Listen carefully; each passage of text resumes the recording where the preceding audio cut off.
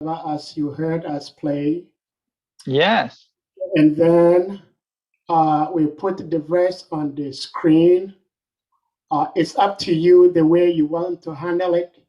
We usually ask devotees to mute themselves because if devotees are responding to the slokas, it might distort the audio. Yes, very nice. Yeah, so we usually ask devotees to mute, and then you read just like you give in Bhagavatam class in the temple room. And then at the end of the class, devotees may have questions. They ask you questions, and then you answer. So Wonderful. that would take us, it's up to you. It might take you like an hour, 30 minutes, 20 minutes, whichever way you want to go. A time with my spiritual family anywhere in the world is never limited on my end. Hare Krishna. Thank you so much. And Prabhu, you said few things, but I want you to remember, Prabhu Sahadev, I always, no matter what capacity Krishna gives me to act, I always remain your obedient. Prabhuji. Hare Krishna. We'll talk more after this. I see you in a wonderful palace somewhere in Yes, Harrisburg. I There's a wonderful palace somewhere in Harrisburg. Yes. So, Prabhuji, I'm going to put the verse on the screen, and then we'll start. Okay.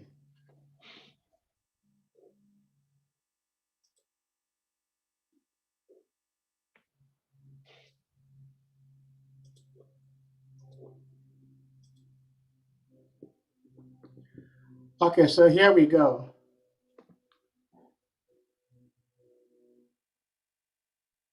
Hare Krishna. Om Namo Bhagavate Vasudevaya. Om Namo Bhagavate Vasudevaya. Om Namo Bhagavate Vasudevaya. Narayanam Namaskrityam Haram Chaiva Narotamam Devin Saraswati Vyasan Tato Jaya Mudirayet. Before the reciting of Srimad Bhagavatam, which is the very means of conquest, one should offer his respectful obeisances unto Narayan, Supreme Personality of Godhead, Narayan Rishi, Supremest Human Being, unto Goddess of Learning, Mother Saraswati, and unto the author, Srila Vyasadeva. By regular service to the Srimad Bhagavatam and to the person Bhagavatam, everything that is troublesome to the heart is destroyed almost to nil, and loving devotional service to the Supreme Lord, who is praised by chosen hymns, is established from within as irrevocable fact. So today we are reading from Srimad Bhagavatam 1, Canto 1, Chapter 11, Text 23. Swayam Chagururi Bir Viprai. Swayam Chaguru Bir Viprai. Swayam Chaguru Bir Viprai. Sadarai Stavarai Api. Sadarai Stavirai Api. Sadarai Stavirai Api. Ashirbhir Yumano Nyair. Ashibhir Yujmano Nyair. Ashribhir Yujmano Nyair. Vandibish Chavishat Puram. Vandibish Chavishat Puram.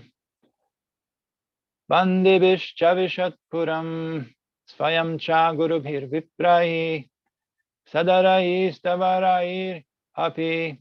Ashribhir Yujmano Yair Vandibish Chavishat Puram. Word by word. Svayam is himself. Cha also. Gurubihi by elderly relatives. Viprahi by the brahmanas. Sadarahi with their wives. Stavirahi invalid. Api also. Ashirbihi by the blessing of. Yujyamana being praised by. Anyai by others. Vandibihi admires. Cha and Avishad entered. Puram the city. Translation and purport. I think I'll have to just turn my phone so I can zoom in. There you go. That's better. Translation and purport by His Divine Grace, A.C. Bhaktivedanta Swami Srila Prabhupada Ki Jai. Then the Lord personally entered the city accompanied by elderly relatives and invalid brahmanas with their wives, all offering benedictions and singing the glories of the Lord. Others also praise the glories of the Lord. Purport. The brahmanas in society were never attentive to banking money for future retired life. When they were old invalids, they used to approach with their wives the assembly of the kings, and simply by praising the glorious deeds performed by the kings, they would be provided with all necessities of life. Such brahmanas were not, so to speak, flatterers of the kings, but the kings were actually glorified by their actions, and they were sincerely still more encouraged in pious acts by such brahmanas in a dignified way. Lord Shri Krishna is worthy of all glories, and the praying brahmanas and others will glorify themselves by chanting the glories of the Lord. Thus end the purport of Srimad Bhagavatam, Canto 1, Chapter 11, Text 23. Om Jnana-timirandasya Gyananjana Shalakaya Chakshurunmilitam Jena Tasmai Sri Gurave Namaha. Sri Chaitanya Manovishtam Stapitam Yena Bhutale Swayam Rupa Karamhayam Darati Swa Bhadantikam. Hey Krishna Karuna Sindhu Dinabhando Jagatpate Gopesha Gopika Kanta Radha Kanta Namostute Tapta Kanchana Gorangi Radhe Vrindavaneshwari Vrishabhanu Sute Devi Pranamami Hari Priya Panchakalpatarubhascha Kripa Sindhubhya Evacha Patitanam Pavanebhyo Vaishnavebhyo Namo Namaha. Jai Shri Krishna Chaitanya Prabhu Nityananda Shri Adwaita Gadadhar Shivasari Gaura Bhakta Vrinda Hare Krishna Krishna Krishna Hare Hare Hare Rama Rama Rama Hare Hare. Nama Om Vishnu Paraya Krishna Prishtaya Bhutale Shrimate Bhakti Tirtha Swami Namine Namaste Krishna Paraya Prabhupada Shri Gaura Karuna Shakti Bhakti Tirtha Swami Namine. Hare Krishna. So greetings to everybody, my dear spiritual family in Africa. We greet you here from Gitanagari, very special place, I'm sure you know. And it is treasure to meet you all. It is treasure to meet you. There's a pleasure to meet you and there's a treasure to meet you. It is treasure to meet you. Some of you that I see here, if I may, to make it more personal, I'll just go. Oh, Gordon, that's you from Texas. Hey, Hare Krishna, Gordon. Yes, Sahadev. Some people from Texas also got the link. Ganga Prasad Prabhu, treasure to meet you. I don't believe I had a pleasure in person. Yeah, I But serve in Africa, but I'm in India now. Oh, wonderful. Yes. Look forward to meeting you in person. Hare And Loka. Krishna. Loka, of course. Hare Krishna. Kavi Karnapurna. Oh my God, is that you? Hare Krishna. So nice to see you. Look at Dandavad Pranam Prabhu. Long time. Long time, Prabhu. We have to catch up. We have to catch up. Yes. Hare Krishna, Prabhu. So nice Hare- to see you. So nice to see you. Bhakta George Amega. Hare Krishna. Treasure to meet you also. Gayatri. Franklin. All the sorry if I'm Hare Krishna. Sorry if I'm butchering some names. Ola de Meji. Don't laugh. I'm trying. Vraja Taruni Dasi. Also, look forward to seeing you all in person. Sudha Bhakti. Beautiful name. Okay, there's another hard one. I'll leave that for the end. Prem Devi Dasi. Very nice name. And Kapui Kai. I hope I'm saying this right. Yes, Hare Krishna. So nice to see you all. This part of Srimad Bhagavatam is very nice because it reminds us, Krishna is known as Akila Rasamrita Murti. Or he is the personality that is compared to a diamond, and he can perfectly illuminate from any corner, and each corner, no matter from what side you look at the diamond, it always looks beautiful. It always illuminates brightness and lights, and sometimes is exhibited in a spectrum of colors. As a matter of fact, here we have a situation of Dwarka. Dwarka was not hooked up to a power plant of any kind of electricity supply. It was self-illuminated by these special jewels like diamonds that when the sunlight will hit, it will all illuminate, and by different mirroring effects, the sun will get amplified, the sunlight will get amplified. So Krishna is like that. He is known as Akila Rasamrita Murti. He is the form or the object, it's better to say a personality, that he can perfectly reciprocate no matter from what angle we might approach, or however we might approach. We see even people like Kamsa, who also was Krishna conscious, but in a very unfavorable way. He was always afraid of Krishna, that Krishna is coming to kill him. Krishna is coming to eliminate him, as the prophecy denounced that from the sky. Kamsa, you fool! This child of Devaki will kill you. So since then, he's been always in fear. So this is the beginning of wisdom. This fear of God is the beginning of wisdom, but it shouldn't be an end. Now, it's very popular in the religious circles to be afraid of God, but we don't want to always, who wants to always be afraid of parents, not knowing that the parents genuinely loves them, and that's, I guess that is in a realm of child abuse. It's a child abuse that if the children are always afraid of parents and there's no other emotion involved, what to speak of loving emotion, that is in any textbook that is in a realm of child abuse. So we don't want to remain there.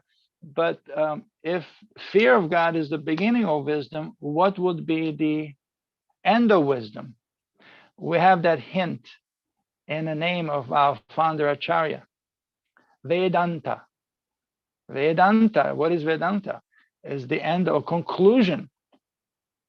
Anta means end or conclusion of Veda is knowledge or wisdom. So the conclusion of all the knowledge is bhakti. Bhakti Vedanta, right? Because the bhakti is conclusion of all the knowledge. So that comes in the more mature state of wisdom of God, or more mature as a final conclusion. So Krishna is like that. No matter how you approach, but we don't want to be like Kamsa. We do want to be, but no matter, even if you approach like Kamsa, there's some benefit. Krishna is therefore is known as Akila Rasamrita Murti. So we see this situation in this chapter where everybody's coming in.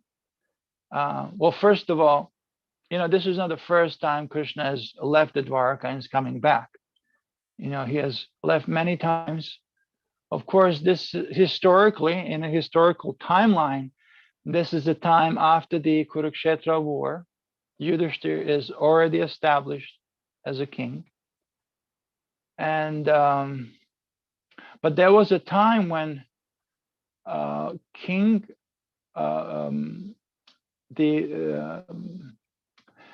kings, well, at that time they were in exile, the Pandavas.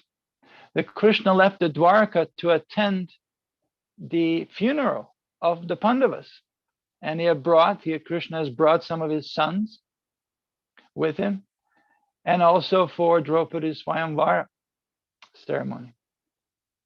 Right? Krishna was there. He left Dwarka. And every time he leaves Dwarka, there's a very similar feeling of all the residents in Dwarka, of which a lot of them were relatives or family related, but a lot of them were also just friends and servants, different devotees of Krishna. That they all felt the separation. Every time Krishna left the Dwarka, they all felt what Lord Chaitanya is feeling in Shikshashtakam towards the end. Shunyayita, the whole world was awakened. What Mother Yashoda felt every time Krishna left to attend to the cows. What Mother Sachi felt when Mahaprabhu, that night, when he took that last meal that she prepared for him before he left Navadvip. It was the pumpkin soup, right? It was the special kind of pumpkin and some milk. And it was that kind of it was Mahaprabhu's last supper, we can say, before he took off. What did they feel? They all felt the whole world being awakened without Krishna's presence. Well, why is that? Why do we feel the separation or emptiness in our hearts? Because of our attachments.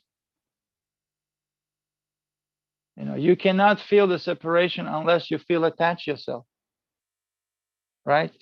Sometimes some guests, they arrive to your home and you're like, oh my God, I wish they didn't show up.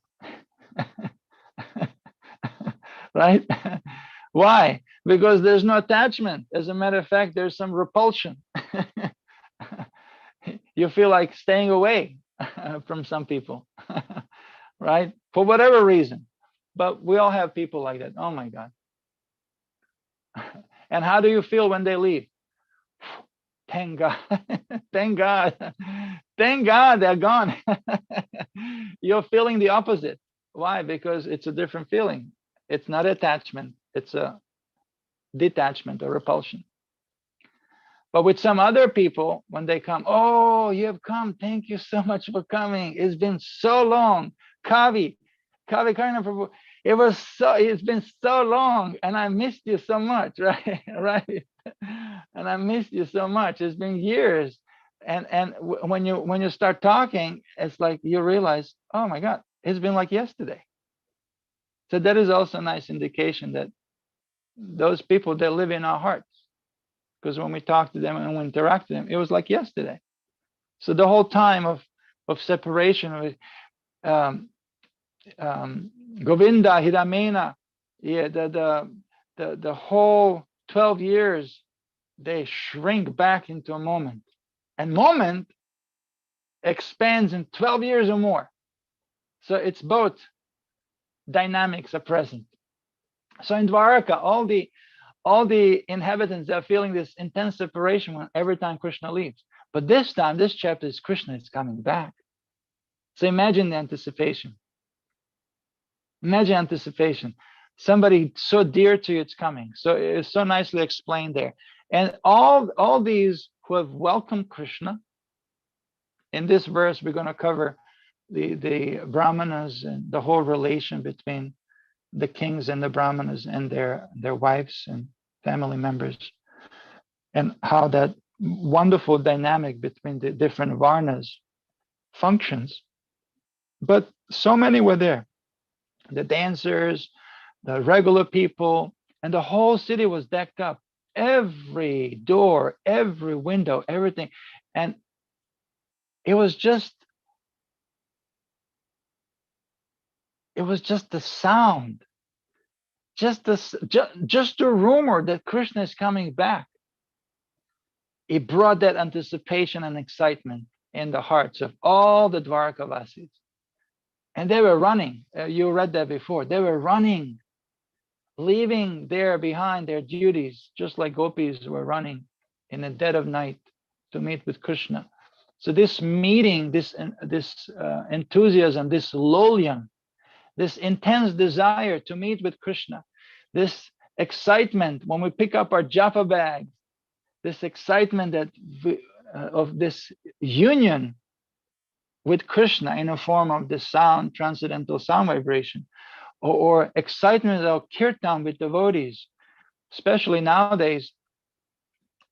We've been fasting from kirtan due to the global restrictions.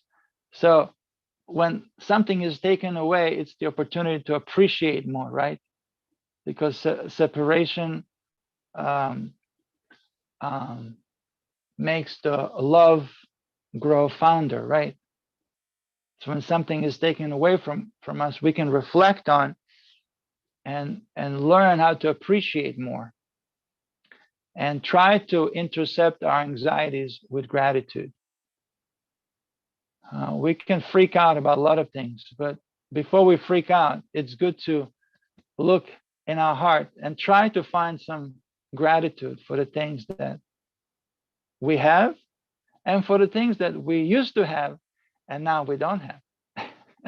And then in the future, we might have again. And that is a better choice than just always freaking out and complaining. Oh, we don't have this, or we don't have that. Yeah, there's always something that we have. And usually we cannot have more unless we learn how to appreciate what we have. So anyway, that's a different subject matter, but everybody's exciting. So Krishna is Akila Rasamrita Murti. He's reciprocating perfectly with everybody, right? Those who are running in their gamshas, leaving their bat cubs behind and with flip-flops mismatched, and everybody is just excited to see, just on the sound of Krishna's conch shell. That was like a knock on the door. Krishna was knocking on a door of Dwaraka just by blowing his conch. And everybody was like, oh, it is true this time, because if you remember, Yudhishthira kind of held him back for several months. There was a word that got out that Krishna is on his way back. But then Yudhishthira turned it around and held him back for several months. So they were like, kind of heartbroken, all the Dwarkavasis. But this time was true. He was there, very close to the gate. So they were all running. But and you can see in all the exchanging, even to the prostitutes, or even like a regular, he was perfectly communicating and perfectly reciprocating, because Krishna is so wonderful. And you see that also in an arena of a wrestling arena of Kamsa. Even with everybody, different rasas, different relationships, but Krishna perfectly reciprocates with each and every one present there. You see that also on and on, over and over again. And that is Krishna's potency. He is Yogeshwara. He is a supreme mystic. He's in our hearts, and he can perfectly reciprocate with each and every devotee. And what matters is the angle we approach him. If you approach Krishna in a loving way, hey, guess what? Yeyata mam prapadyante tams tataiva bhajam aham. As one approaches me, I reward him accordingly. If we approach Krishna in an inimical way, hey, guess what? Like Kamsa and many others, Chanura and Mushtika, Brihaspati, he had two sons. They were, sons of Brihaspati, very elevated position. But they were very mischievous too. They liked to mix with Asura kids and play and do all kinds of mischief and be not so regulated. And we know civilized society is a society that is regulated. There's two kinds of people in the whole creation. One is regulated and the other one is not regulated. So Brihaspati became very disappointed as a father and he tried to correct them, but they wouldn't budge. Kids sometimes being kids. And so they got carried away by the bad association of Asura kids or other less regulated, less devotional kids. Well, maybe devotional, but to something else, not to Krishna. So he ended up cursing. So you're like that. You like to be mischievous. You like to wrestle. So they became, those two sons became Chandra and Mustika. And they wrestled. And ultimately they were dealt with Krishna. So even in that way, even in a way of enemies, Krishna reciprocates, and he always rewards as Bhava Grahi Janardana, as one who takes the best out of the offering. Our offering might be mixed with some ulterior motives, might not be on the level of pure devotional service, but Krishna takes the best. And not only he takes the best and ignores the shortcomings and ignores the imperfections, but he amplifies what is good, right? He makes it a big deal out of the small thing. And out of the big deal, he's like, not a big deal. Right? So being Krishna conscious means trying to see the world and perceive the world as Krishna sees it. Somebody gives you a small gift.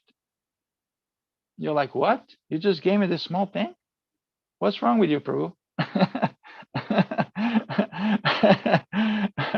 and somebody criticizes you. You're like, how can he or she say something like that about me? I'm so wonderful. So different reactions, different reactions that the devotee has and the materialists they have. When you criticize a materialist, he doesn't like. He's very resistant. And when you glorify materialist, oh, very nice. Finally, somebody is recognizing my great glory, my wonderful qualities. And with devotees, it's just the opposite. With devotees, it's just the opposite. When somebody's glorifying you, oh, Prabhu, you don't know. You don't really understand, truly. If there's anything good, it is by the mercy of Sri Guru and Sri Vaishnava. So he knows where the source of goodness is. So in that way, he doesn't become entangled. He doesn't become implicated. And when somebody is criticizing devotees, their reaction, their response is very different. Oh, finally, somebody has understood.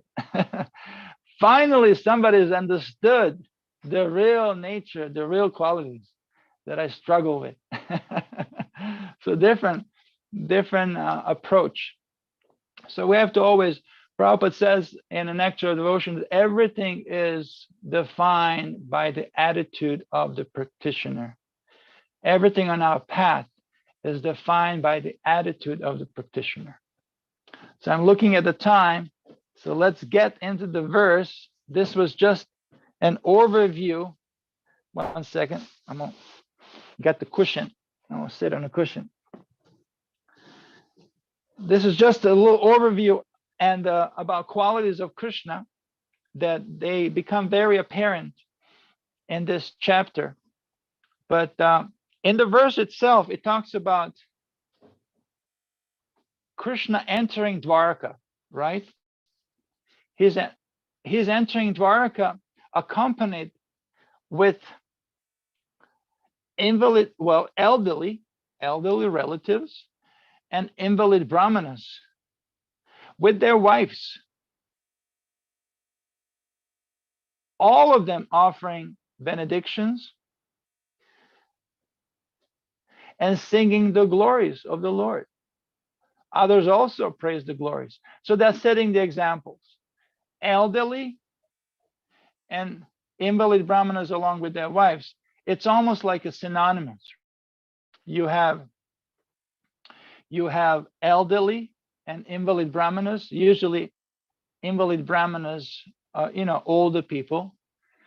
Yesterday, or actually day before yesterday, we had the 80th birthday for Bali Maharaj, dear godbrother here in Giranagari. So he's elderly, but he also has some difficulties in movement. So we can say he's somewhat invalid, but we're taking him to the chiropractor and hopefully that can be corrected. So we're talking about the senior citizens here. They are relatives, but nevertheless, they're senior citizens. And they're setting a good example. This is how all the civilized societies, they function. Elders, they set the example. And very interesting dynamic that you can see. Others also, because the elderly have done it, what did they do? They were offering benedictions and singing the glories of the Lord. It says others also praise the glories of the Lord. Why? Because naturally they will follow the example of the elders. Did you catch that? Did you catch that in the verse itself? What the elderly have done it, the others have done it also. What is that? Offering benedictions and praising and singing about the glories of the Lord. So this is natural. Like whatever the mother and father do, naturally the children will try to emulate and follow. And whatever the great man does, right? We hear that from Bhagavad Gita. What is that verse? Yad yad acharita shreshtas. Yeah, whatever the great man does, the remaining of the society, they will follow. So what is the example of today's society? What are the leaders of today's society? What examples do they set? But before we get into that, we see how a wonderful example of Krishna's elderly relatives and elders in general from Dwarka were setting by glorifying or singing the glories of the Lord, and the rest will has followed. This is natural. We always glorify. We always glorify something or someone, right? At that time, Krishna was the object, as we said earlier, Akila Rasamrita Murti. He's the supreme object of all the attention, all the worship. Why? Because he can perfectly reciprocate, right? This is the unique position of Krishna, because he's capable of perfectly reciprocating with each and every individual. Therefore, he's recognized as the supreme personality of Godhead. If you find somebody else who can even more perfectly reciprocate, then he or it will be supreme. But Krishna is recognized historically and also ontologically and religiously as such, as someone who can perfectly and he does perfectly reciprocates with everything and everyone. So it's a nice example. So you have elderly brahmanas And in a purport, Prabhupada describes they were not just flatterers to the king. They didn't just flatter the king. In other words, they were not thieves or wanting something. I'll just say some nice words. There's a Bengali proverb that too much devotion is a sign of a thief. Oh, Prabhuji, you're so nice. You sing so nice, Prabhuji. Thank you so much, Prabhuji. You have such a nice shika. On and on, just like, foolish things. But you see that actually this person just wants something from you. There's a story of a king who heard about Mahabharata. Mahabharata is glorified as one of the two main epics from India, Mahabharata and Ramayana. So he heard about Mahabharata, the glories of Kuru dynasty, and he also wanted his own Mahabharata. Says, oh, this is a nice book. I want a book about me and my family, my dynasty. So some pandit, he heard, says, oh, I can write Mahabharata for you, very nice. Says, oh, you can do that? Oh, where can you start? Well, it will require some green color. Or at that time was different, it was gold color. Nowadays it's green color, but now it's not even green anymore. And now it's plastic, just plastic. Nothing is backing up, no gold, no silver. Bali was telling me the other day, before $1 was backed up by that much gold or silver. It was called a silver certificate, right? Gordon, you remember that, right? It was called a silver certificate. $1 was worth as much as the gold or silver is. But nowadays, they're just adding zeros, which causes inflation, right? Did you know, just in last year, they've printed printed out of thin air, in America only, $4 trillion. Just last year. And actually in the last 12 months, which is a year, it was a staggering percentage. I think 40, almost half of the money ever printed in US was printed in the last 12 months. That is very concerning. For those of you how to know the crunch the numbers, it is very concerning, and usually kind of down the road causes a great inflation. But anyway, going back to the story, this pandit required some gold coins. Says, yes, I can write Mahabharata for you, but it requires some money. So king said, all right, whatever you require, I'll pay. So he gave him some dakshin, some whatever was required. So he started writing. So 1 week passed, 2 weeks passed. So king became curious. No word from the pandit. What is happening? Is he still around? so he ordered to bring him to the court. Says, how's my Mahabharata? How's my Mahabharata going on? Says, oh, it's going very well, but there's one small problem. So what is the problem? It requires more gold coins. I run out.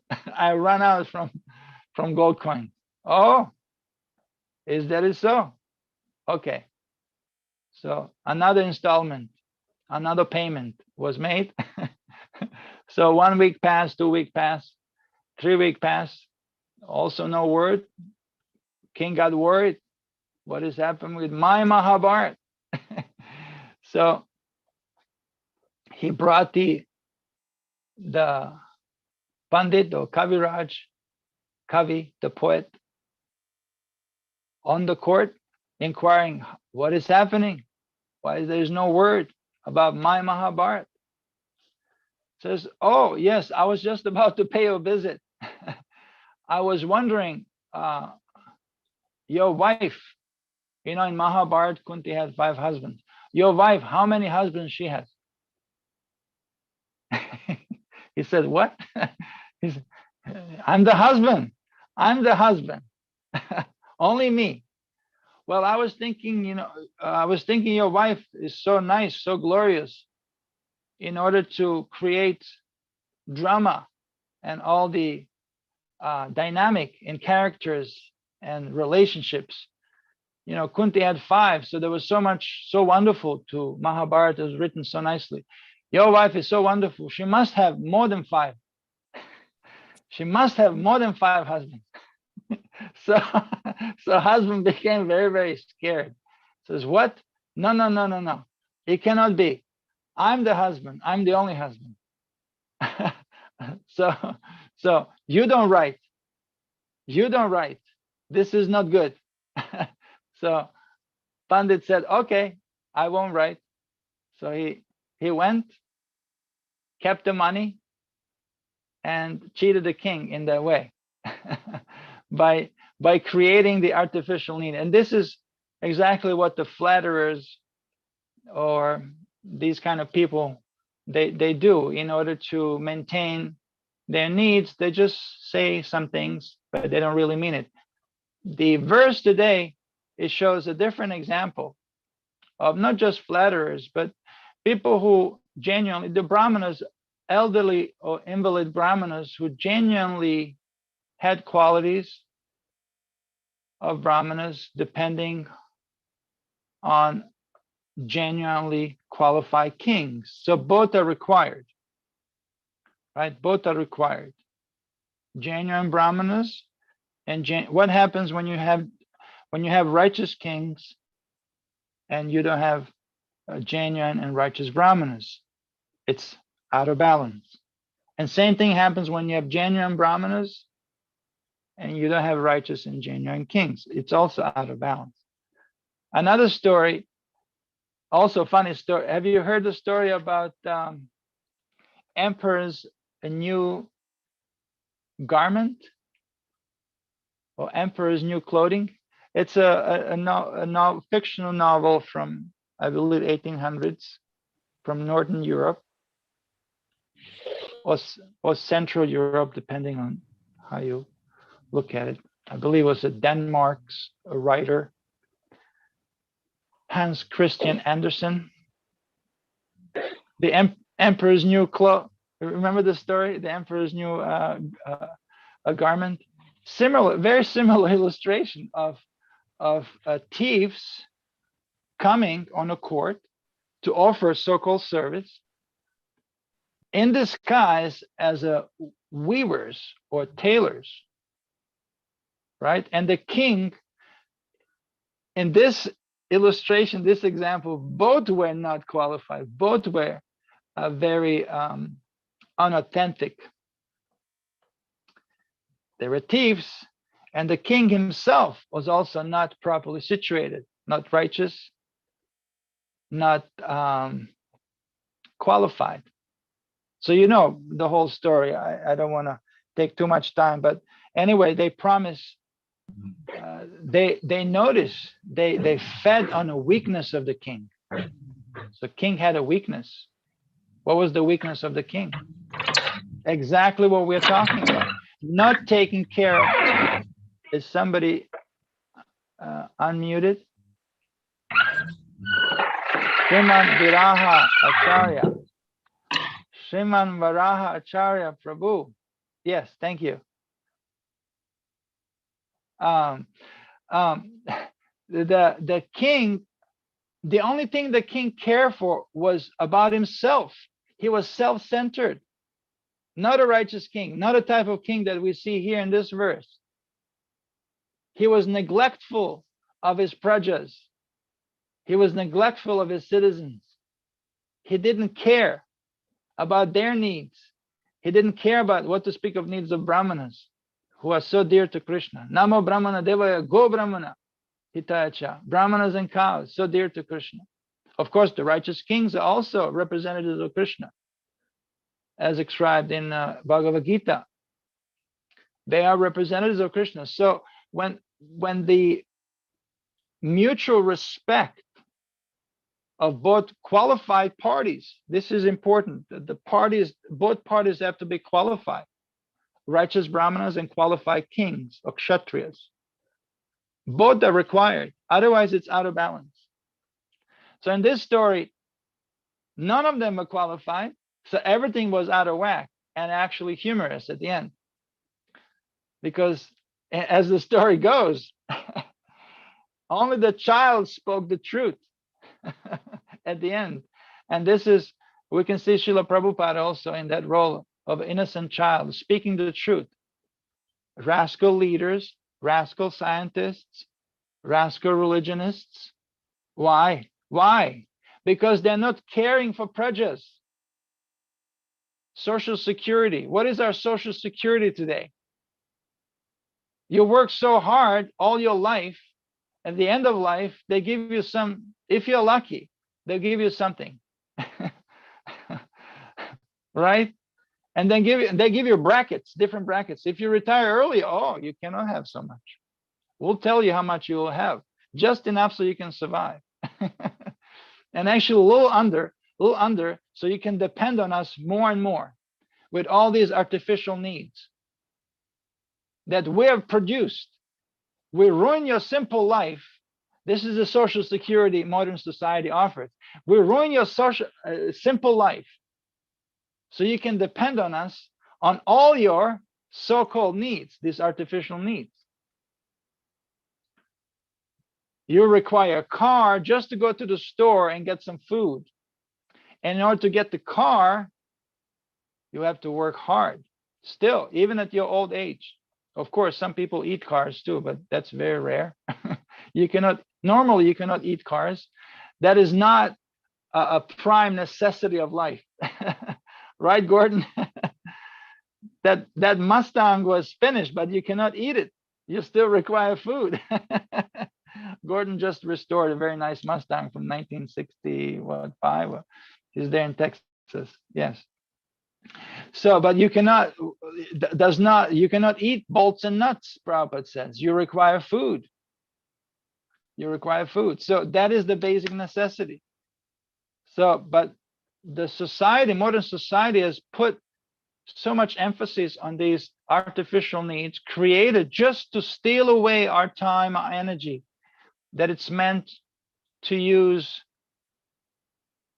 specifically and exclusively for self-realization. Atato Brahma Jigyasa. One should not waste time.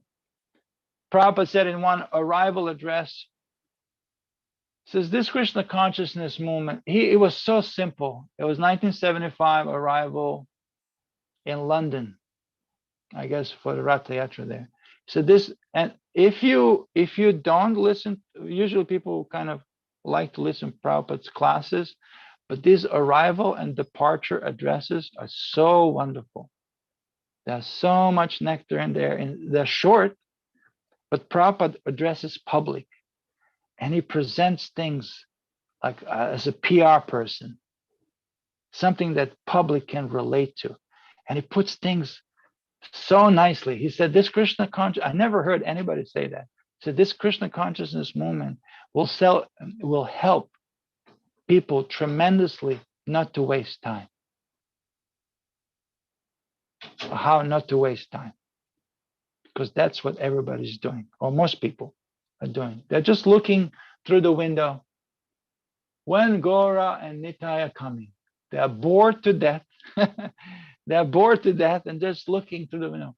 When is Gora? Subconsciously in their hearts, they don't know it, but when Gora and Nitai are coming, because what is there for the fish out of water? What is there that it can satisfy fish out of water? Unless the fish is put back in the water. And this is the mission of Gora and Nitai. They've inundated the whole world with Prema Sankirtan, with this pure love of God. But modern society and modern leaders, as we hear from, and as we experience, they don't recognize that. They just make it more and more complicated. So therefore, they're not qualified leaders. They don't know how to take care of their prajas. As a matter of fact, This is the difference between Chatrias and Vaishyas. Chatrias, they protect, they care. Vaishyas, they exploit. This modern society is not run by Chatrias. It's run by corporations. And what are the corporations? They're Vaishyas. So you have from the social anatomy point of view, the Brahmanas are the head, right? The Kshatriyas are the arms. And this is how natural it is. What do the arms do when there's a danger? What do the arms do? There's some bombs or whatever, danger, something's falling, right? It protects the head. That's a natural instinct, natural knee-jerk reaction. It just goes to protect the head. It doesn't exploit the head. But we have this very awkward, like shape-shifting social anatomy, or shape-shifted, not into a normal anatomy, but like into this kind of a blood-sucking, exploiting bug with the big belly. Of Vaishyas, they represent belly, right? So imagine the body with the big belly, very teeny, like a bug, you know, teeny head, and this blood-sucking bug, and a small head, big body, very small head, big, huge body, full of blood, because that's what corporations do. They just exploit, exploit, exploit. And forget about regulating, right? How can you regulate? Yeah, there's a funny story, you know, like corporations, they want to regulate themselves. What a joke.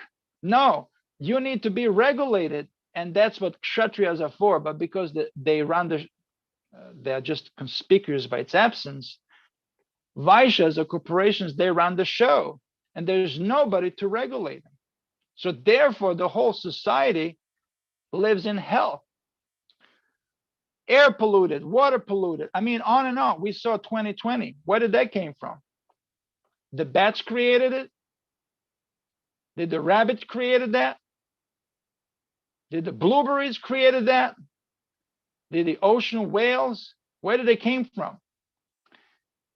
We are the only species that breaks the nature's law. And we are the disgrace in a whole system.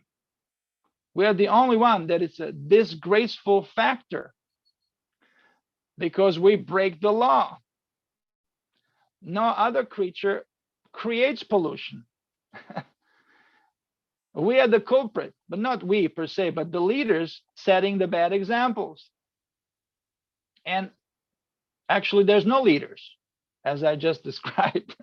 There's no leaders. It's just Vaishyas exploiting to the max. There's no limit. Well, there is. That bug that I described with the big belly full of blood, the blood-sucking bug, and small head, arms and legs, it pops, eventually pops. And it pops and blows back in our faces.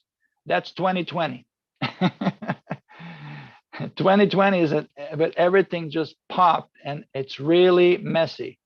We still kind of deal with repercussions. But anyway, so I'm just illustrating this and making a simple point that there's a difference between Vaishyas and Kshatriyas. Vaishyas by nature, Prabhupada said, you go to the market, I'll say, I'll give you a good price. For you, I make no profit. And he said, that is not possible, Prabhupada said. Of course he makes profit, but he has to say like that. And they're all about profit and exploiting. That's what Vaishyas are. But they should not run the society, because when they do, you have an impossible situation for everybody. So in the absence of Kshatriyas or the true leaders, you know, the evil thrives where the good men do nothing, right? So you have this very, very unnatural situation that it's out of control. But so the Vaishyas, they exploit. Kshatriyas, they provide care and protection, right? But right now, they're in the hand of the Vaishyas. They have become corrupt. So therefore, it's not democracy, it's corporatism. Corporatism in the world, or corporations that they've taken over. So you have corporatism or corporations they have bought the politicians. Politicians have bought the scientists and media, and at the end, we're just nourished, or rather, we are sold the narrative that fits not to us. It's not for our welfare. Don't hold your breath. It works for the corporation. We're just being exploited in the process. It is a sad story. The way we build our cars, even where we build our light bulbs. Nothing we build, not we, but big corporations are building. Nothing is human friendly. Nothing is human friendly. Everything has, you read those, even our medicine. You still trust your doctors when they prescribe you medicine? Of course, some doctors are nice. There's also this grassroots movement, the undercurrent, the grassroots movement of natural medicine and renewable, sustainable energy. There's a war going on between those two paradigms. One is sustainable and regulated. The other one is not sustainable and it's out of control. So there's a war going on, and we have to see how we're contributing as individuals. So in this verse, it's very nicely exemplified how the righteous and qualified brahmanas are fully maintained by the qualified and righteous kings. And that is ultimate social security. They don't have to flatter the king. They're taken care of. And brahmanas, they don't have to make up stories about a king. They don't have to make up stories about a king, because the kings are so righteous and so heroic that they'll glorify the king for all they have done in a righteous way.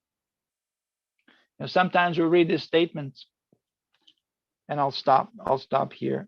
I don't know how long you normally go for, but sometimes we read these statements that brahmanas should not bank the money for their future.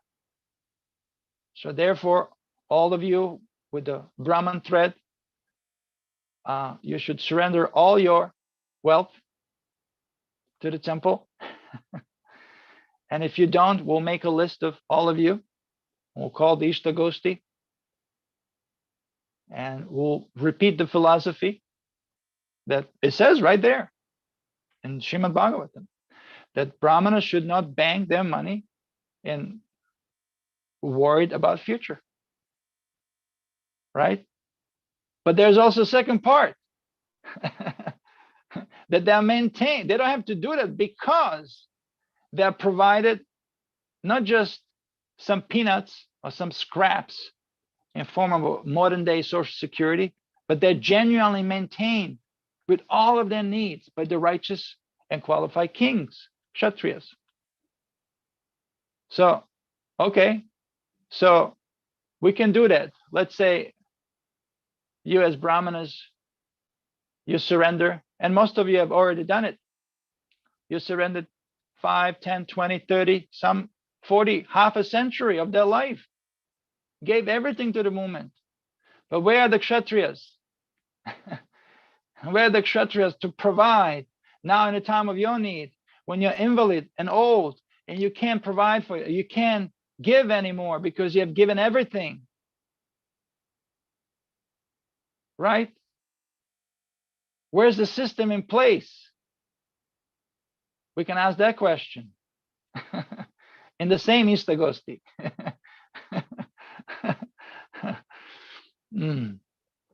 So both are required. And all we can say, well, Prabhu, you have served. The only response, aside from just echo or silence, is that, well, Prabhu, you have served so long, you should be a little detached. After all, you served so long, so many decades. So you know what detachment is. You should be a little bit more detached. But that is also, you see how that also kind of goes in the direction of exploitation, and it's not right. It really pains my heart, like especially for Prabhupada disciples. They've given everything, their youth, some of them most of their life, and so many of them out there that we know they might struggle alone, completely forgotten by other spiritual family, by the rest of the spiritual family. Nobody's checking on them.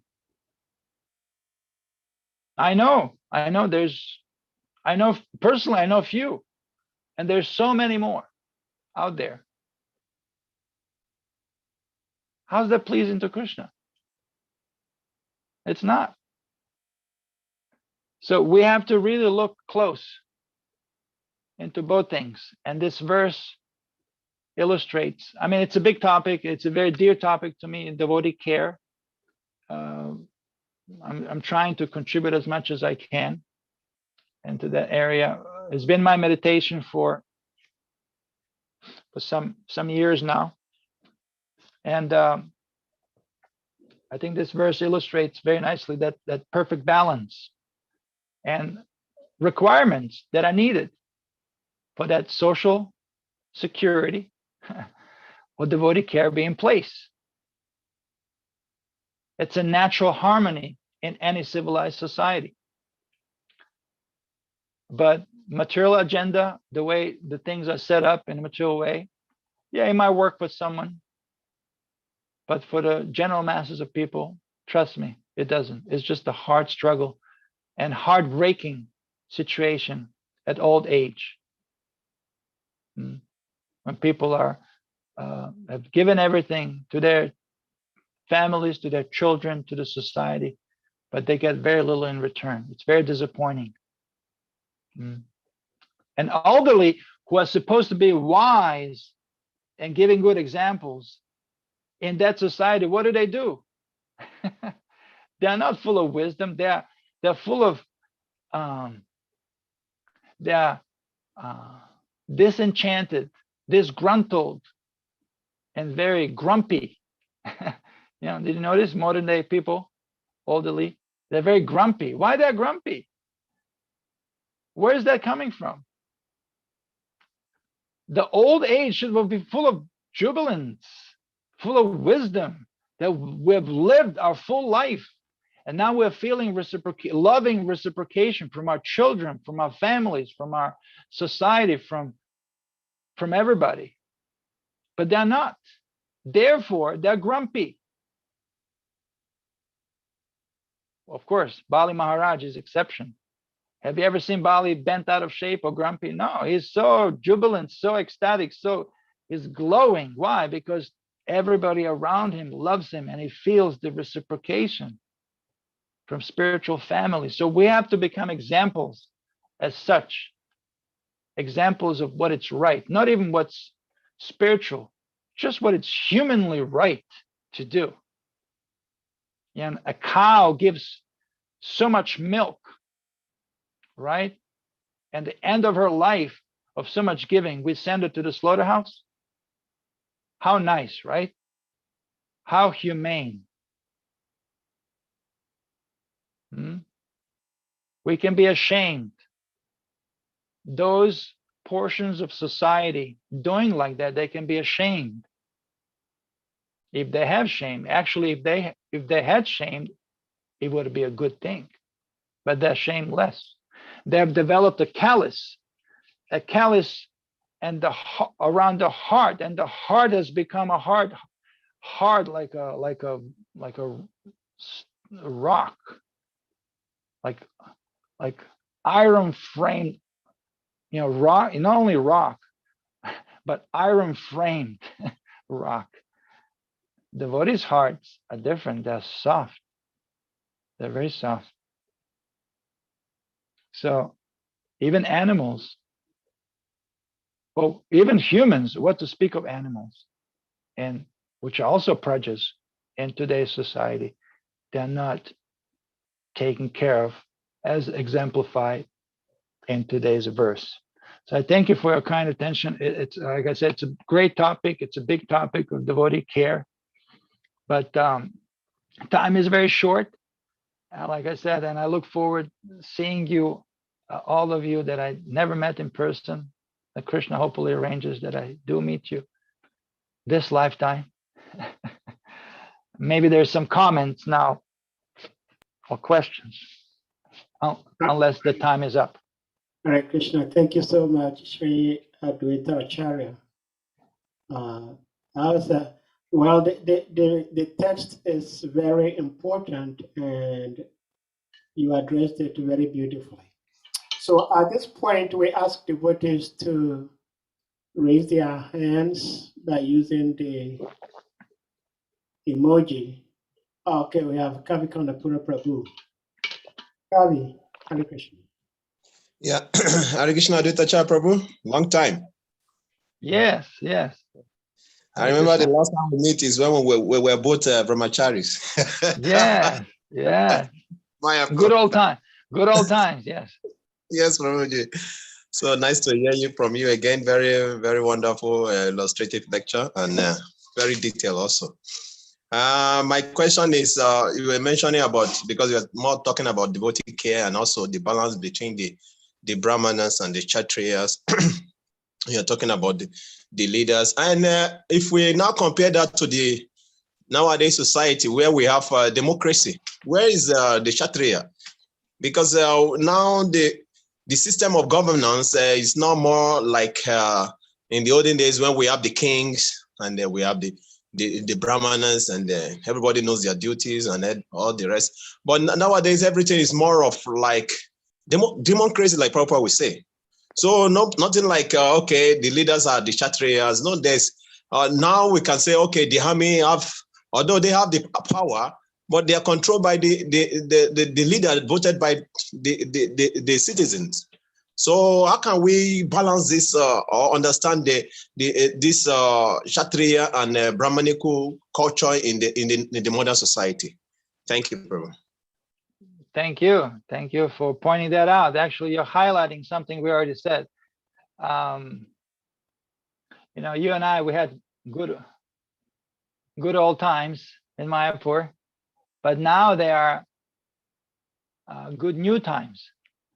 You have good old times and good new times. So that's my point. With devotees, it's always good. We just have to make sure that Guru and Gauranga in the center and the devotees are always there. Vaishnava Sangha is there. And the leaders or so-called leaders, they'll come and go. It is not even democracy, like you highlighted. Leaders are just puppets. I mentioned that before. They're just puppets. We call it democracy, but it's really a corporatism.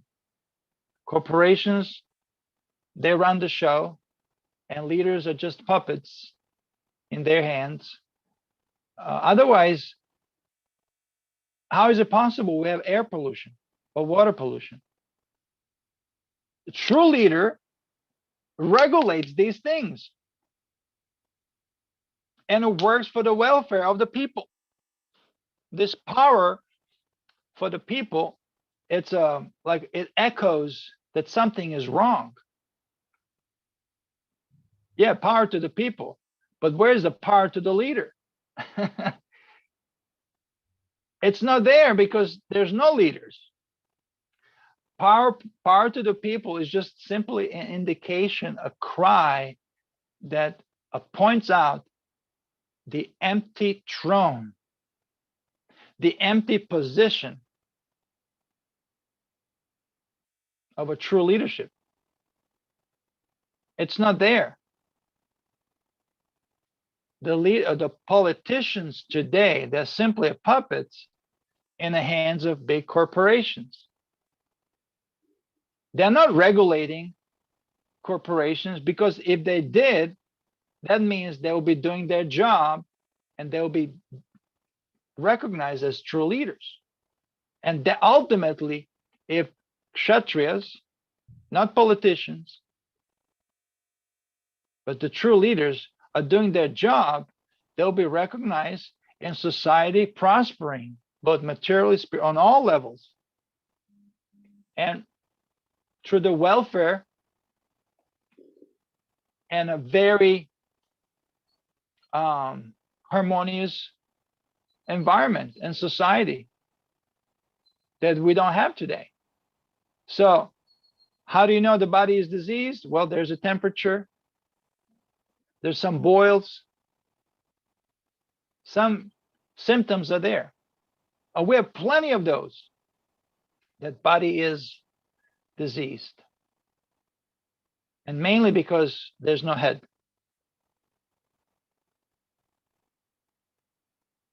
I gave the example that the true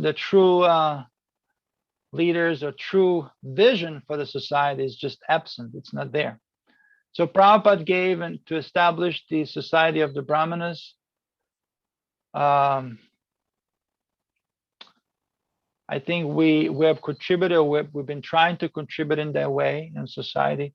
However, there's even greater need for the Chatrias. Actually, the true leaders of Vaishnavas can fit any needed position.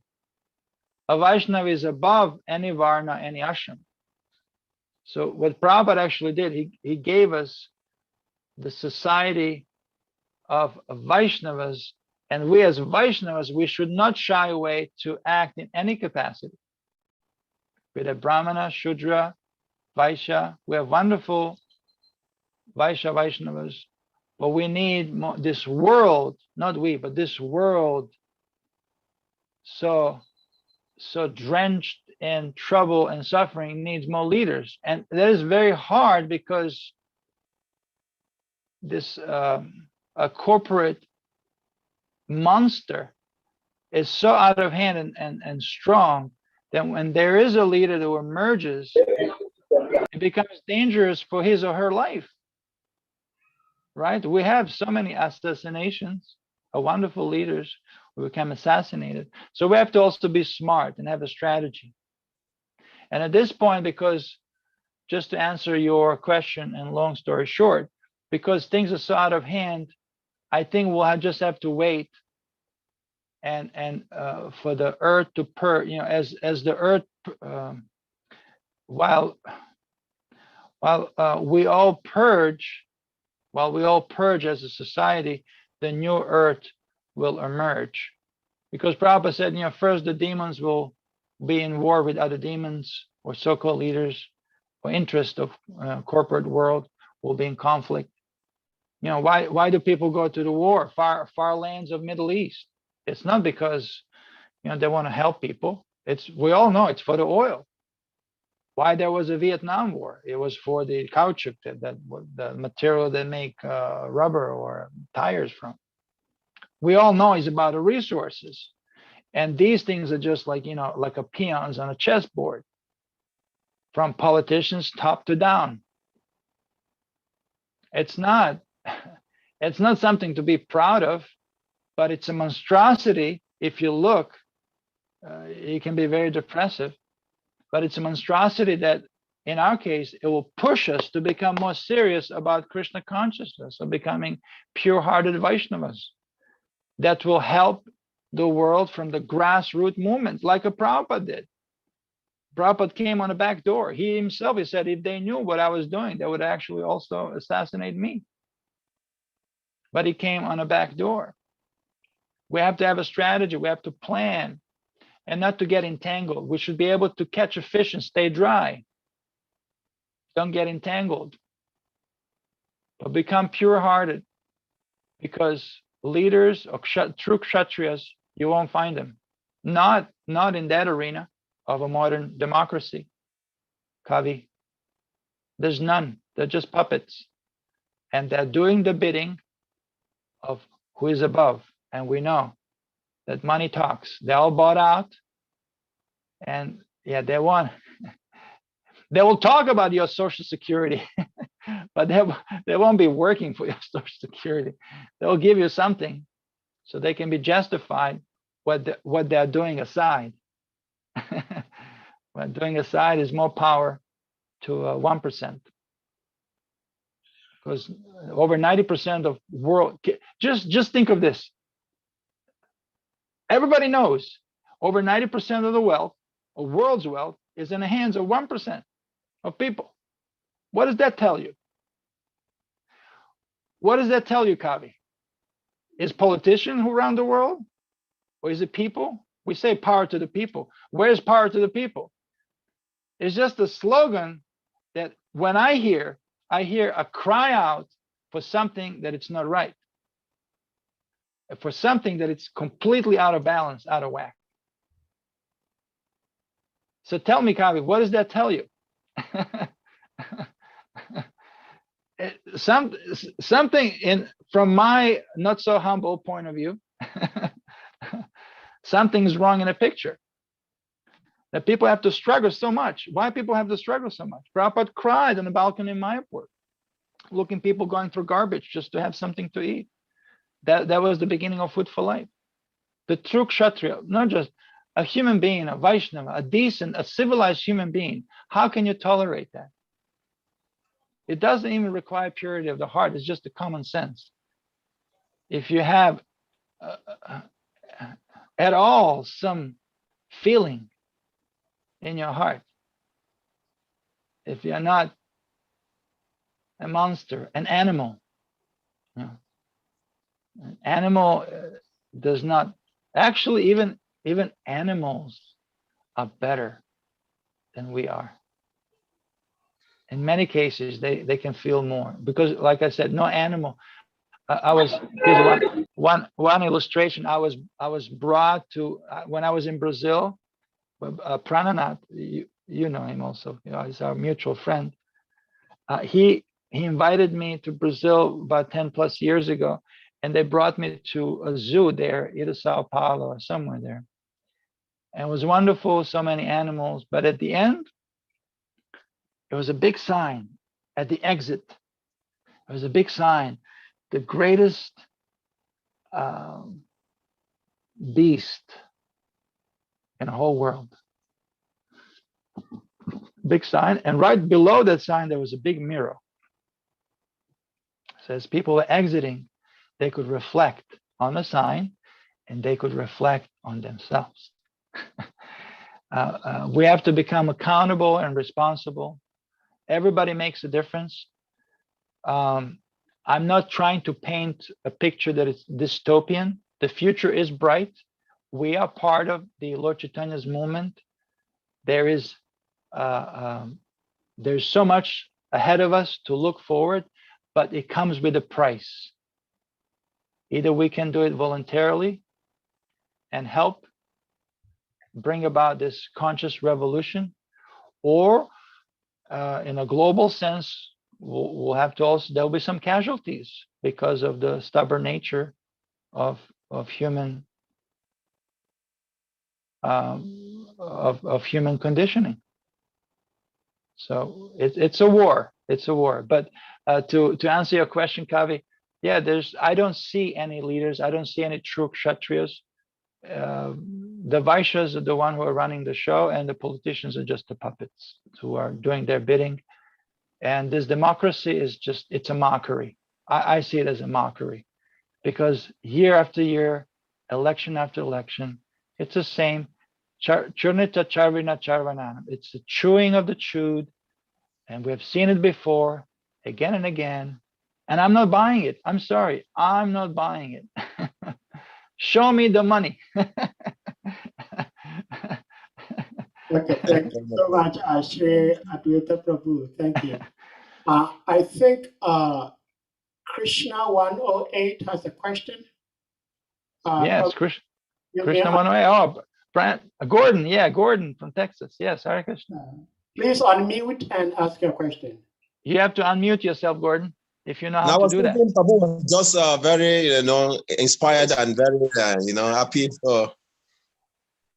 Yeah, Shri Adwaita is always like that. He's always happy. I've been trying to find a way to get him angry, and I've not been successful. He's always happy. Okay, Prabhuji, go ahead and ask your question.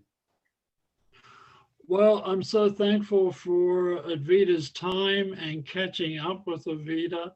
It's Thanksgiving here in the United States, and we're giving thanks and thinking positively And I'm sorry I have to go and I have some duties, but we are very blessed with Krishna consciousness. And I think we keep that at the forefront of our minds and lead us on, and we will prevail.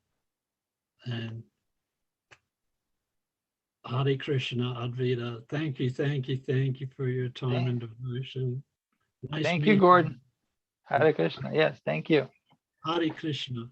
Krishna Thank is in charge. Yes, Krishna is always in charge. We just have to see what's a lesson for us in all of that. Jai. Lesson. Hare Krishna. Thank you, Hare Krishna. Shri Adwaita, I have a question. I was going to say Ganga Prashad. Varaha Prabhu had a question, but seems he's having issues with his audio. So before he comes in, I have a question. My question, you did address it, but I wanted to throw a little more light on it. I mean, I've heard Bhakti Maharaj as well as Ratnath Maharaj and a few other gurus say the same thing, that philosophy alone is not sufficient enough to make devotees. People will listen to the philosophy, which is beautiful, but if they come in and do not see the philosophy being practiced, then they will go away. And that brings my point to what you were saying in the class. When devotees are young, healthy, and able to work hard, they are like valuable. Then in their old age, when they become invalid, like what we just read, then they may not get the necessary help. I'm not trying to say ISKCON doesn't help. It's elderly, but I think we can do more. So, in your view, what can we do as an organization, as well as an individual, to help get rid of a situation whereby the elderly feel ignored or neglected, or at least we can do more than what we're doing now? I remember you saying you trying your own little best how to reach out to some devotees, especially Srila Prabhupada's disciples who sacrificed anything and everything for us. I've also been having the same feeling for so long. I've not been able to make any tangible move towards that, but it's a big aspiration I have. But I want you to just speak a little bit about this issue, because I think it's a very serious issue. Yes. Thank you, Sahadev Prabhu. Thank you for pointing that out. It's 1 second. Can you hold for a second? I'm just getting notified that my phone is getting low on battery. I'll be right back. Okay.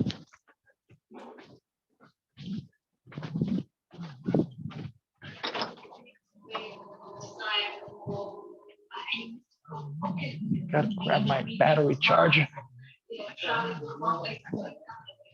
It's almost finished.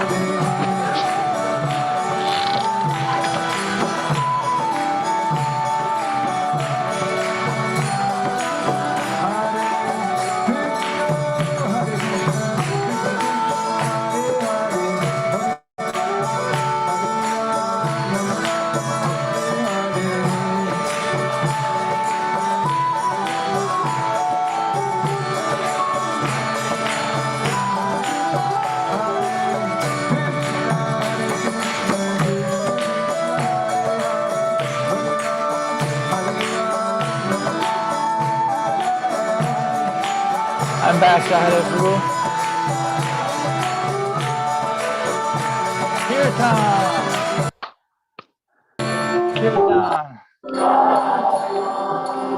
Kirtan, Haribol. Very nice. I think we all need more of that. Yeah, that is, it's how every civilized society works. There's a conversation between, last 2 years we were in Utah at the Krishna's Lotus Temple. So there was a conversation with one of our senior leaders, and one of the Utah is full of Mormons. It's a Mormon state. They run everything from politics to businesses. I mean, just left and right. And there was, conversation between one of our senior leaders and their senior leaders. So they were discussing challenges and perspectives and visions, comparing. And after our senior leader, ISKCON senior leader, shared some of our challenges, which I believe devotee care or just care for people was one of the things he reflected on. The Mormon leader said, I can totally relate to, and I totally understand.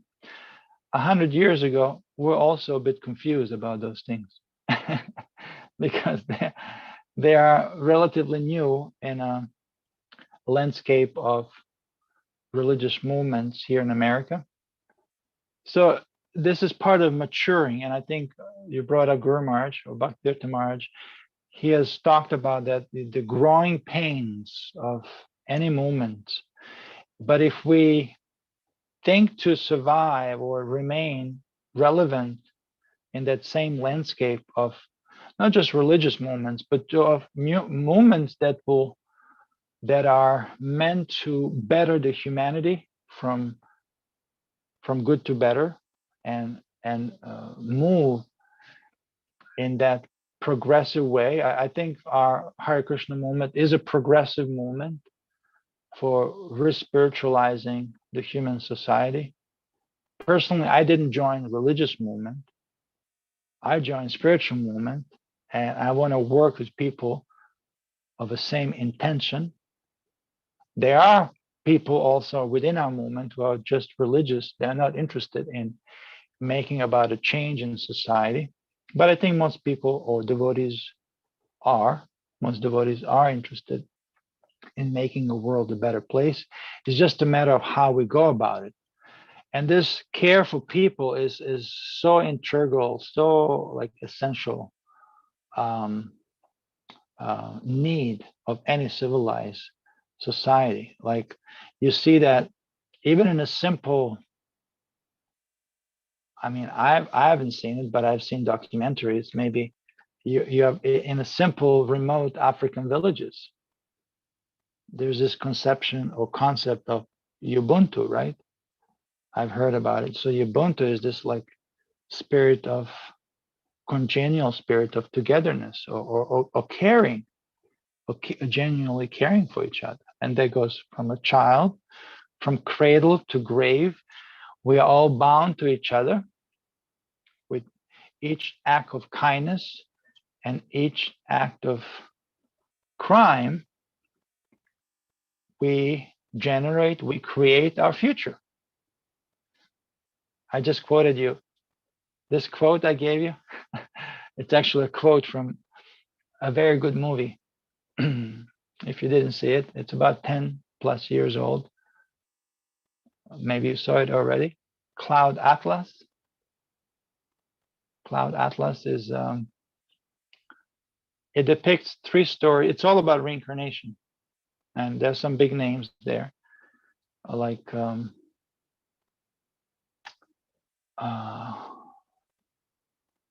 forgetting now. I mean, I don't normally watch too many, but some that are good for preaching. But there's some big Hollywood names, Cloud Atlas.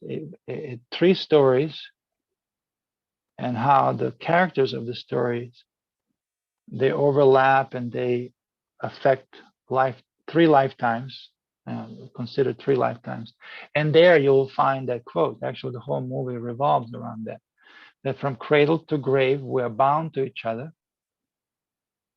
With every act of kindness and every act of crime, we create our future, we create our destiny.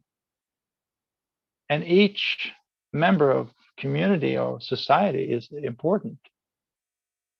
You know, we have, and it's a big topic, you know, I don't want to take too much of your time, but we are now in a phase where, you know, 20, 30, even 10 years ago, we didn't have this need as much. But now we see proper disciples are just like checking out left and right. They're leaving their bodies. There's a very distinctly different need that they have compared to 30, 20, even 10 years ago. But, you know, what to speak of 40 years ago? Nobody thought of, you know, in a climax of our Hare Krishna movement, while Prabhupada was still around, nobody was thinking about, you know, senior care, because the only adult and the only pure devotee was Srila Prabhupada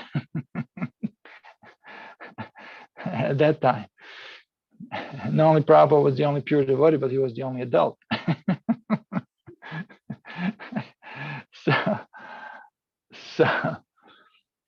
So with the time changing and time factor, a different set of needs is emerging. So, and we have to be responsive or responsible, able to respond to that if we want to evolve as a society. So it's definitely a need, and you feel encouraged to extend yourself.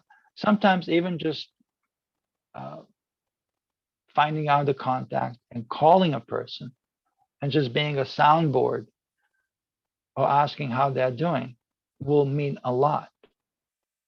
Actually would make a world of difference. You'll be surprised. Just by, you know, a simple, not even long, but short phone conversation. Just asking and appreciating how they're doing, asking how that, and appreciating what they have done, and sacrifices and austerities and contributions they have made for Krishna, for us, right? It's just and to be honest with you, Sadev, I would feel guilty for every missed opportunity to do that, because once they're gone, and they will be gone, like 10, even less than 20 years from now, or way less. I mean, I think, yeah, in 15, 20 years from now, there will be no opportunities left, because they'll be all gone. And now what? You cannot take that back. So this is not only important, but it's urgent. This is very urgent, because five years ago, you had a different situation. Now in 2021, you have, I don't know how many X number of Prabhupada disciples around the world less. And that's X number of less opportunities that are lost, gone forever. So not only it's important, but it's urgent, because guess what? The time is ticking. And it's 11:39 here on the East Coast. And tomorrow is another day. And wow, the Thanksgiving, Christmas, New Year's just around the corner. Another year has passed. Did you notice how fast it went? And what are we doing? In this regard, what are we doing? So I agree with you totally. We're not doing enough. And it's not urgent enough. Or maybe I'm unaware, so I'm putting myself out there. Please help me understand. Please engage me. I'm making myself available. Because it really, it really bothers my heart for every missed opportunity. And if I may drop a bomb, as a concerned devotee, I love TOVP, don't get me wrong. And this might sound controversial, but so much brick and mortar. Prabhupada wanted it, I understand. Millions and millions for brick and mortar. Just a fraction of all of that is being put year after year now, year after year in brick and mortar, just a fraction. It was set aside for those devotees who have sacrificed their youth, given most of their life, and reach out to them and their needs. I think it will be equally, if not even more pleasing to Sri Guru, Srila Prabhupada and Gauranga. Because it just makes more sense. Temple is not just brick and mortar. What is the heart of every temple? Why do we join the temples? Because somebody cared, right? I didn't join because, wow, the building was beautiful, but because somebody touched my heart, right? And it doesn't take much. And it should be normal and natural to reciprocate with those that we know they've given already so much. Whatever the bracket is, 20, 10, even 5 years. If somebody gives 5 years, something we should be able to reciprocate with, because it's just natural, it's normal. It's a normal thing to do. From even just a human point of view, not what to speak of being a Vaishnava, a transcendentalist. So sometimes in the name of transcendence, we forget to be just a normal a human being, able and capable of reciprocating. We should not sacrifice our humanity in the name of transcendence. That's my only point. So yeah, again, don't get me wrong. Yeah, don't get me wrong. Yeah, all glories to TOVP. But yeah, once I saw a very good T-shirt going to the university for some preaching program there in Texas. It says, "Don't just," and I want one actually. If somebody wants to give me a birthday gift, I want one. It says, "Don't just go to church. Don't just go to church. Be a church. You be a church." Yeah. Thank you. Shri Varaha, is your audio back? If your audio is back, you may unmute and ask your question. Okay. Yes, yes, my audio is back. Yes, we can hear you. Hare Krishna. Yeah. Anyway, I wasn't going to ask question. Just I lost connection. But I thank the Prabhu Adwaita, for his very nice enlightening class.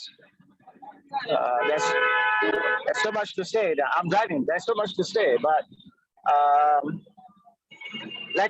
we want to drink the nectar of Bhagavatam because some of these issues that concern social aspects are very, very controversial. Sometimes can be very disturbing discussing them. But more important is to keep nourishing the soul with spiritual knowledge, and keep getting the nectar of devotees association.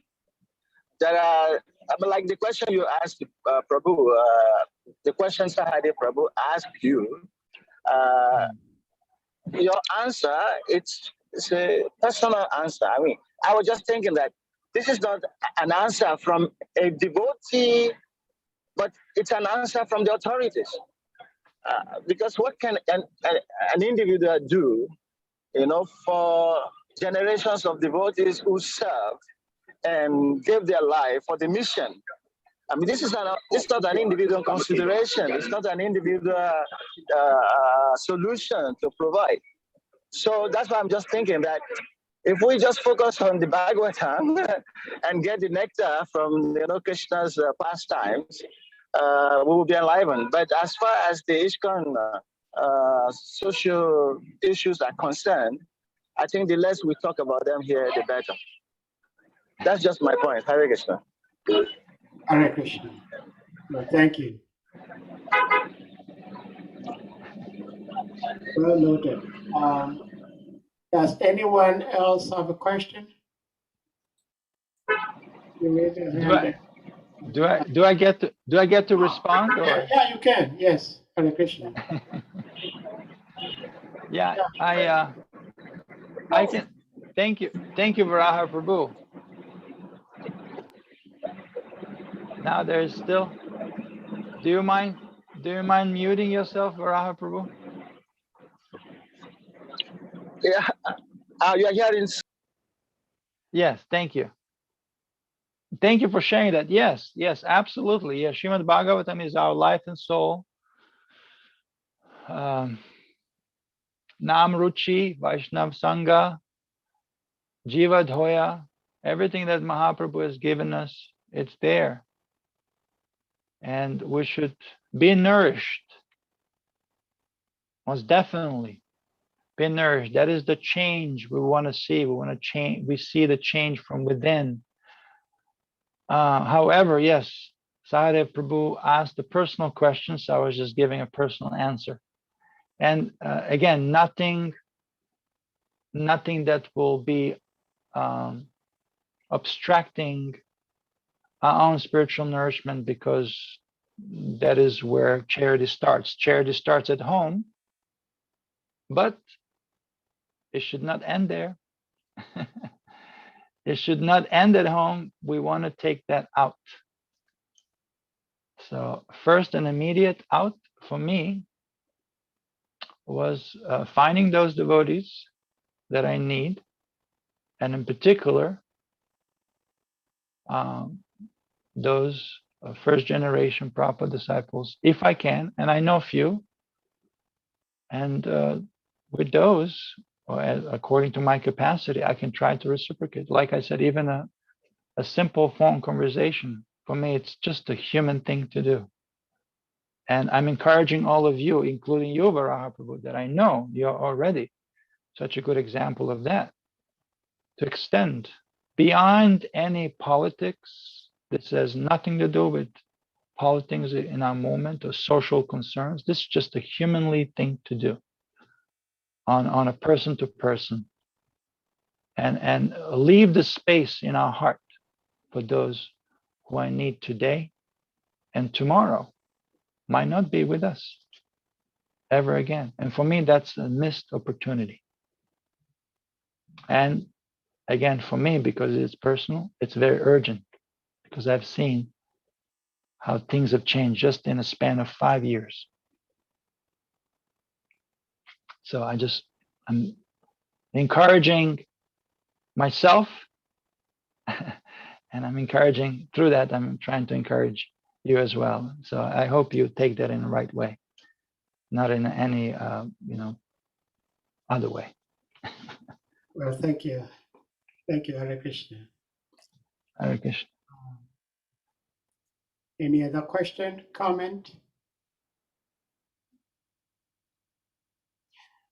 Shri Adwaita Prabhu, see, there is one thing that kind of helps me try to do something that is right. I've not been able to do things that are right, but I'm from time to time reminded. And that is the class that Yuta Maharaj gave in Mayapur 1996. Protecting Prabhupada's house? Exactly. Mm. So in that class, Gurudev was asking if Srila Prabhupada comes back today and then asks you, my dear Adwaita Acharya, you were here with Sahadev and Sahadev blooped. You knew that Sahadev blooped. What did you do? Then your answer is going to Srila Prabhupada, I don't know. And then Srila Prabhupada, I was too busy chanting Hare Krishna. yeah. I was too busy distributing books. Yeah, so I mean, with such understanding, of course, like Vara Prabhu was saying, we cannot address our society's social problems on our little platform here and solve it. But it is also very important. It is also very important that we do not lose focus on what the situation is, and then how best we can, in our own little way, try to alleviate some of the problems. So, well, thank you. It's called grassroots movement. It's a grassroots movement. Yeah, yeah. I don't know if I need a contradiction. It's the same thing. It's a grassroots movement. In Croatia we say zrno po zrno pogača. Okay. And kamen po kamen palača. Pogača and palača means a grain by grain you get a loaf of bread. Yeah. And stone by stone you get a whole palace. Mm-hmm. Or in Vietnam, there's my mother-in-law, she's from Vietnam. She says, King Dal Ho Dhaya. It means every day, bit by bit. At the end, you're successful. Yeah. So we all make a difference. Yes. We all contribute and we bring something to the table. Mm-hmm. This is power to the people. Mm-hmm. If we say, well, the ISKCON will deal with that, I'll just mind my own business. That's very disempowering. I don't feel inspired at all. And I don't want to be part of that movement. I want to make a difference and I'm committing. And I don't feel inspired if anybody tells me, oh, what are you going to do? What do you matter? You think you matter? It's not that it's not inspiring. It's not even nice. It's not even nice. I think we should all encourage each other to be, in whatever we are doing, to be better and to make a difference and try to make a difference. That is very inspiring. And I want to be part of that moment. All right. Thank you so much. So, like I said, if devotees do not have questions, okay, Shriman Varaha Prabhu, let me see. Yeah, you may unmute and then go ahead. Hare Krishna, are you hearing me? Yes, we can hear you. Yeah, if you excuse the sounds because I'm driving. When Prabhu, when you were speaking about the Krishna pastimes, how he entered Dwarka and all the receptions and the reciprocation from Krishna, it gave me some picture. I had a picture in my mind. This question is twofold. One is trying to generate the same situation where we can welcome Krishna into our lives individually and as a community. Having that kind of picture of what happened in Dwarka when Krishna returned.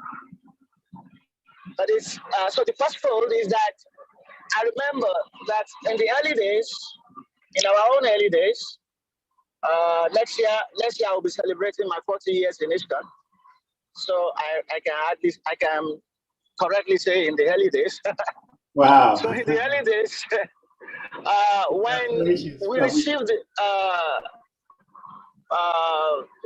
let's say, Batipat came to Nigeria in those days, and the kind of welcome that we gave him, it's very official and sirens and motorcade, and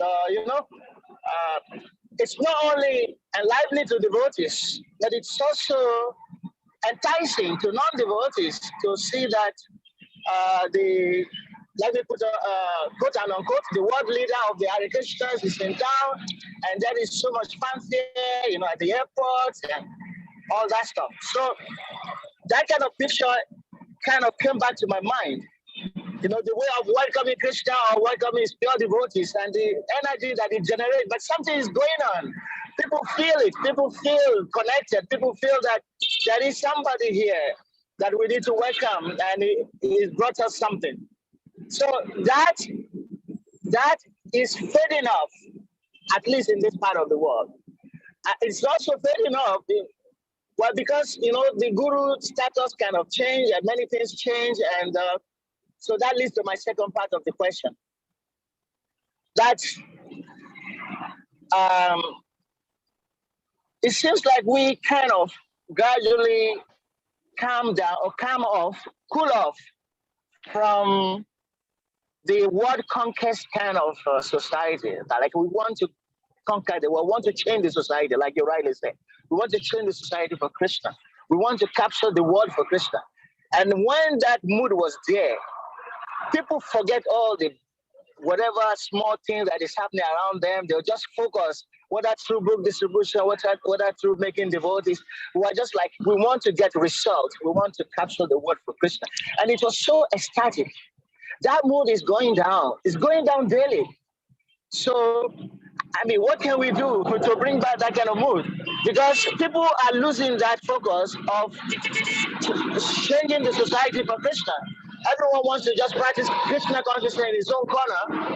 Maybe because they are getting disenchanted, or maybe they are getting disillusioned about the earlier dreams. So I believe very much that kind of situation in the early days, we need to revive it to be able to again get that feeling of attachment to Krishna and to his pure devotees and to his mission.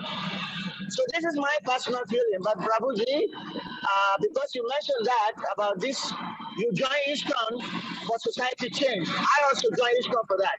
In fact, I never thought I would be a religious person in my life. But today, here I am. So how come we're losing that steam, and how can we bring it back individually? How can we bring it back? Thank you. Hare Krishna. Hare Krishna. Yeah, and that is, I can totally relate to everything that you're saying. However, I don't believe we're losing the steam. I think the steam is getting a little deeper. Do you mind muting again? Yeah, I would do that. Please, you can mute me. Sorry. Yeah, I would do that. Yeah, I'll do that. Yeah, no problem. Yeah, I can. Thank you, Sarah. I can totally relate to what you're saying. However, I don't think we're losing the steam. I think the steam is just getting deeper because we're maturing as a society. Like I said, 40, 50 years ago, we didn't have these sets of needs that are apparent today. And as the steam gets deeper, I think we're gaining more momentum because we have to remember, Prabhupada didn't just came for, as a blitzkrieg to make like a shooting star impression to the Western world for 10 or 12 years that he has been with us. He has come to establish this society of movement that will risk. It's right there in the 7 purposes of ISKCON. We are meant to re-spiritualize the whole world. So it takes some time. It will take some time. You know, Prabhupada has definitely set the foundation. Books are the basis. Preaching is the essence. Utility is the principle. And purity is the force. Everything that we have discussed today can be under the category of purity. The more pure we are in addressing the genuine needs that society today have, that is different from like even 10 years ago, the more there will be force behind, and that steam that it's kind of just simmering down deeper will become more apparent. Because yes, we had that kind of a student, monastic, brahmachari enthusiasm that is still there, but there are other things that are in place that were not there 10, 20, 30, 50 years ago. So I think overall, as we maintain our momentum of everything that we've been given, the whole momentum and the steam will increase in the course of time. Just like everything else, you know, there's in every moment or every person's life, there's ups and downs, ups and downs. So if you look at that from Lord Chaitanya's time, there's also ups and downs. The whole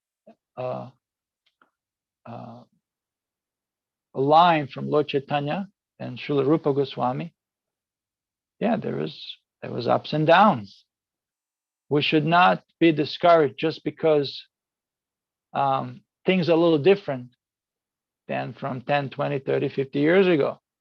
No, we should be with equal, if not greater enthusiasm, looking back, being proud of what has transpired and how far we have gotten.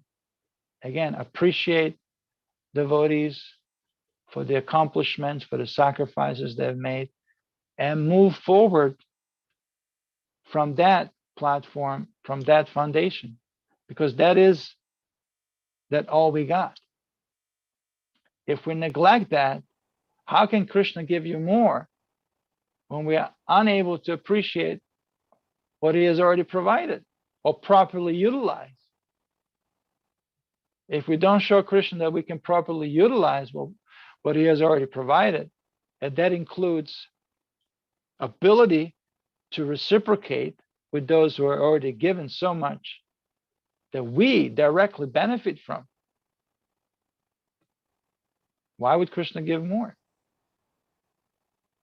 So that's, for me, that's why it's urgent, because it sets and fortifies the foundation for the future. Because in every society, you have youth, you have contributors, mostly grihastas, they're actually kind of taking care of everybody.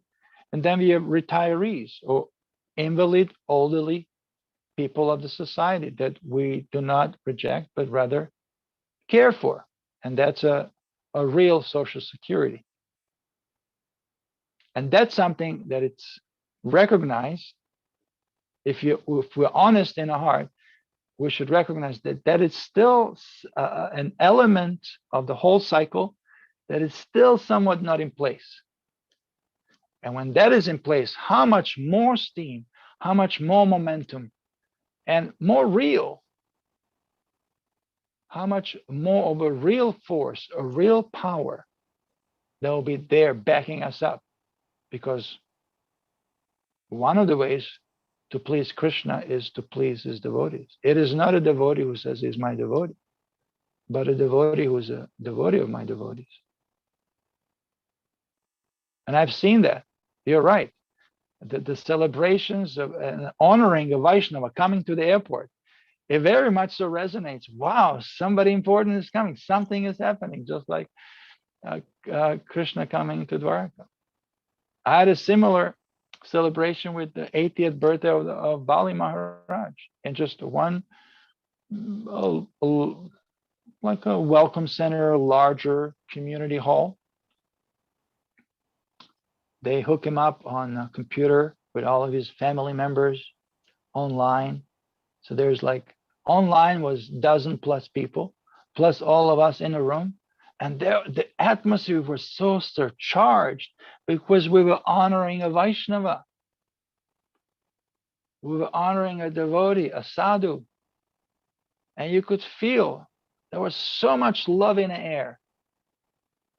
And his biological son and his daughter-in-law was there. I have no idea about nothing that he was doing. They're not devotees. They have very little inclination. They know what he's doing, but they can relate to it. And when they saw so much, when they felt so much love in the air, they were swept. They were swept in that current of bhakti, and they could not resist. And I saw it. At the end, they were like completely transformed. How? Simply by honoring a sadhu, a Vaishnava, or somebody who has given and sacrificed so much. That is very contagious. It is not just fluff and fanfares at the airport, and the spectacle of just something external, like external circus. It is not a circus. It's very deep, and the deeper we go, I'm not against spectacles at the airport. As a matter of fact, we should make Krishna conscious as public as possible. But it starts, like I said, charity starts at home. We have to, that from the point of view of Vaishnava etiquette and just honoring and offering respect to each other. Nobody, when they come to our temples, nobody cares what we say. I mean, they do. But what they really notice, what people notice, is how we are with each other. This is when magic happens. When people see, wow, look how devotees are loving towards each other, how they're loving towards me. I'm just here for the first time. This is how the hearts are touched. This is where the bhakti flows. Again, bhakti doesn't flow with things we say. Those are nice. But unless it's followed with what we do, it remains a rhetoric and not as attractive. So honoring Vaishnavas, honoring each other, it's the steam. It's that very steam, Varaha Prabhu, that actually pushes this engine forward. And the greater the steam, the greater the respect and love we have for each other. That will show in airport, it will show anywhere we go. And people will be attracted. I want to be part of that. I want to be part of that. And it's a natural language of the heart. This is what every heart yearns for. Every heart yearns exactly for that and that only. To be loved and to be able and capable of expressing that love as well. So I don't know if that answers or helps in any way. All right, thank you, Shri Adwaita Prabhu. Well, it's been 2 hours. Except sorry Okay. to waste your time. No. It's not a waste of time. No. We're talking about Guru Krishna and Vaishnavas, so no waste. The actual way to use the timer. This is the actual way to use the time. Well, thank you. Thank you, Kavi Kandapur Prabhu. I feel better. Some few minutes ago, I saw you with beard. Now you have no beard, Kavi. What happened? All right. So, devotees, you may all unmute. And then... That is my picture. That is my picture. I'm the... Oh, that's your picture. Okay. This is the real me. All right. Okay, good. So at this point, we ask all devotees to unmute, and then we chant Big Hare Krishna to express our appreciation for Shri Adwaita Acharya Prabhu coming and speaking and sharing with all of us. Jai. Hare Krishna, Hare Hare Krishna, Krishna, Hare Hare Krishna, Hare Hare Rama, Rama, Hare Rama Rama, Rama, Rama Hare Rama, Hare Hare. Nitai Gaur, Nitai Gaur. Hare Krishna. Shri Adwaita Acharya Prabhu ki jai. Jai, Ananta Koti Vaishnava Vrinda ki jai. Jai, Hare Krishna Africa ki jai. Jai. Haribo.